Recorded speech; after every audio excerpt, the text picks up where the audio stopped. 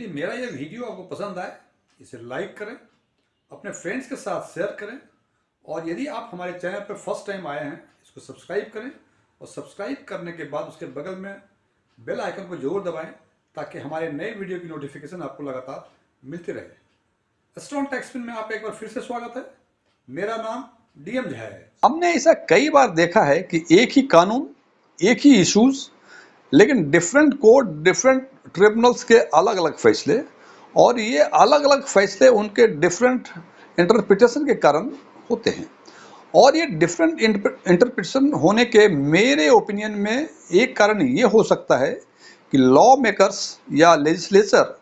जब ये कानून बना रहे थे तो उनका इंटेंशन क्या था उसको क्लियरली वो एक्सप्रेस ना कर सके हों। और दूसरा कारण हो सकता है लॉ की भाषा का लूपहोल्स का यूज करके उसको डिफरेंट वे में इंटरप्रेट करना, एंड अकॉर्डिंगली उनके फैसले भी इंटरप्रिटेशन के हिसाब से डिफरेंट होते हैं। आज हम चर्चा करेंगे इसी कॉन्टेक्स्ट में इनकम टैक्स एक्ट की सेक्शन 24B और section 48। Section 24B is related with the deductions towards interest on borrowed capitals for purchase, reconstruction, renovation, alteration of the property, और Section 48 is related with the computation of capital gain। अभी तक ये देखा जा रहा था कि एक ही एसएसी सेक्शन 24B और समटाइम्स चैप्टर 6A में भी उस इंटरेस्ट का डिडक्शंस क्लेम करते थे और उसी अमाउंट को जब कॉस्ट ऑफ एक्विजिशन कैलकुलेट करने की बातें होती थी उसी अमाउंट को कॉस्ट ऑफ एक्विजिशन में भी इंक्लूड करते थे, जिससे कि कैपिटल गेन का अमाउंट अपने आप ही कम हो जाता था। उतने अमाउंट से कॉस्ट ऑफ एक्विजिशन बढ़ जाता था तो कैपिटल गेन अमाउंट उतनी रकम से कम हो जाती थी और जिसके कारण कि कैपिटल गेन टैक्स भी हो जाता था। और इस बात को means claiming of the same amount of deductions at two places, एक तो सेक्शन 24B में और एक सेक्शन 48 में, इस बात को सबसे पहले अलाउ किया चेन्नई बेंच के ट्रिब्यूनल ने। उसके बाद कई ट्रिब्यूनल्स ने और भी उसके बाद अलाउ किया। इनकम टैक्स डिपार्टमेंट ने इसको देखा, गवर्नमेंट ऑफ इंडिया ने इसको ऑब्जर्व किया और उनको लगा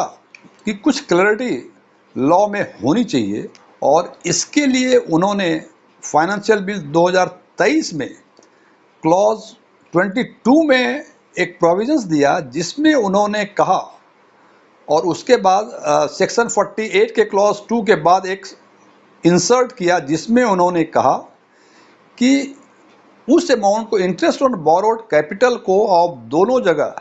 आप यूज नहीं कर सकते, आप कॉस्ट ऑफ एक्विजिशन में इसको यूज नहीं कर सकते। इसका मतलब कि उस अमाउंट को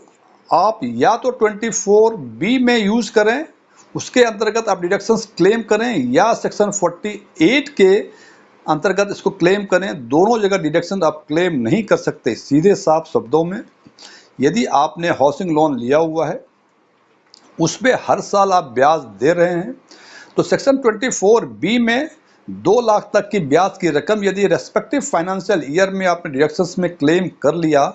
और बाद में कभी यदि आपने उस हाउस प्रॉपर्टी को सेल किया जिससे कि आपको कैपिटल गेन होगा, तो कैपिटल गेन जब कैलकुलेट करेंगे तो उस टाइम जब कॉस्ट ऑफ एक्विजिशन आप कैलकुलेट करेंगे तो वो अमाउंट ऑफ इंटरेस्ट जिस पर आपने सेक्शन 24B में डिडक्शन ऑलरेडी ले लिया है उसको कॉस्ट ऑफ एक्विजिशन में इंक्लूड नहीं कर सकते। ये इन्होंने प्लग कर दिया है, विच इफेक्टिव फ्रॉम 1 अप्रैल 2023, या हम ये कह सकते हैं कि असेसमेंट ईयर 24-25 से ये लागू हो गया। It means with effect from financial year 23-24 you cannot claim the deduction at 2 places